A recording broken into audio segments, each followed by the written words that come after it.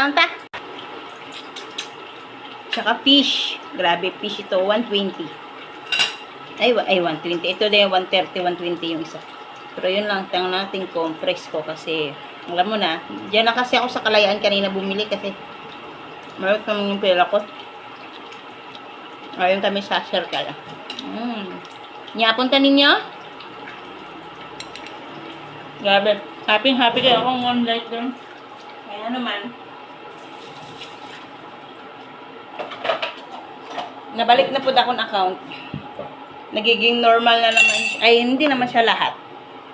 Kasi yung monetization content ko at saka star ko, hindi pa, not yet pa siya. Na-disable siya ba? Kahit pa paano, okay na rin dahil, alam mo yun magkape na tayo guys. Kasi, alam mo, madulas. Nabutan kami ng ulan kasi hapon na kami umuwi. Kasi kung di sana umulan, masarap doon magpasyal hanggang gabi. Mga alas 3 kami naglakad. Mga alas 5:30 o mag 6 na kami nakauwi.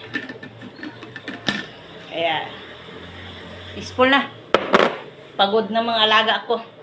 Pagkatapos kong niliguan sila, ay naku, nagluto ako. Buti meron ako nakitang shell doon sa palengke, oh. Yung shell na mabaho na masarap-sarap, char.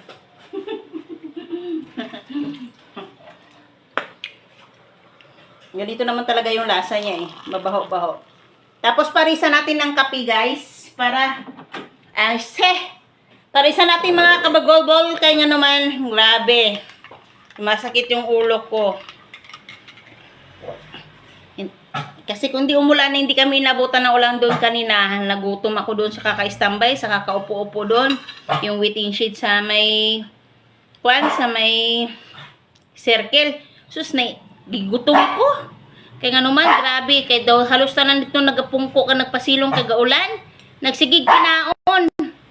Marag, maiwit, mamatulog ang pudatong laway, no? Nang nakakita ka sa mga tao gakaon ba?